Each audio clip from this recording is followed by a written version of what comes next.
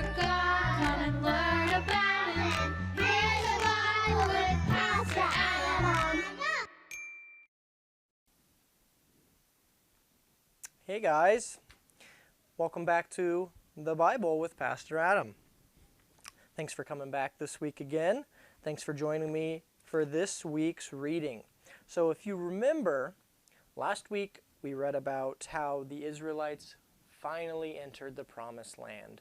After many years wandering the desert, God finally brought the next generation, the kids of those adults that were unfaithful and scared, brought the kids as they grew up back to the Promised Land under Joshua's leadership.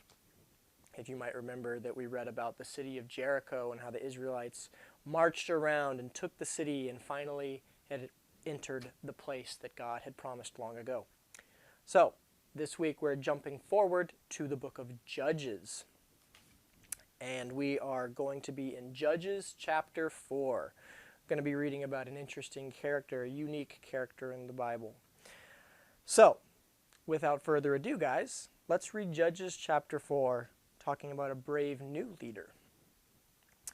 In the years after Joshua, the Israelites settled in many parts of Canaan, but they still did not have all the land that God had promised them. As time went by, they forgot their duty to God. They did not live by the rules He had given to Moses, for example. So God no longer protected them from their enemies. One of their enemies was Jabin, king of Hazor. For 20 years, he treated the Israelites very badly. And at last, they cried out to God for help. At that time, their leader was a woman named Deborah. God had spoke to her. Deborah was one of the few women to ever lead the Israelites. She was a prophet. She was a spokesperson for God. One day, Deborah sent for one of the leaders of her army. She said, "Barak, the God of Israel, has told me you must form an army of 10,000 men and fight this King Jabin for us." But Barak was afraid. He said, "I will not go unless you go." "All right," Deborah said, "I'll go." Deborah went to the foot of Mount Tabor with Barak and his army of 10,000, and there they faced the enemy. And then Deborah said to Barak, "It's time to attack. God has already gone on ahead to fight for you. Now go." So the army charged up the mountain, and they fought the army of Jabin, and all of Jabin's men fell by the sword. Not a single man was left. Later, Deborah and Barak sang a song about this glorious battle.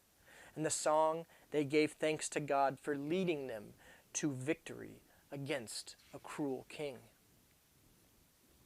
A couple interesting things out of this story in Judges chapter 4, where we see this woman named Deborah, this new leader, this unique leader who's a woman, one of the few women leaders of the Israelites.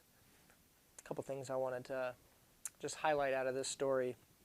One, for you men, I think it's a interesting story and a warning to us as men to be more reliant on God, more faithful, trusting in God that He will lead us to victory instead of being scared and asking other people to go with us. Do we trust God? And then at the end of the story, we hear about this song that they had created, had made for God, giving Him thanks. Do we give God thanks for our victories? Or do we forget God after we've accomplished something great? After we've done something that maybe we thought we couldn't do? After we've gone through a trial? Do we remember God in the same way that the Israelites made sure to remember God by singing this song of thanks and praise to Him? Do we keep a proper perspective? It's a challenge for us all. Even as we grow up and grow old, we always should be keeping God in the picture and keeping a perspective of how God has done amazing things through us.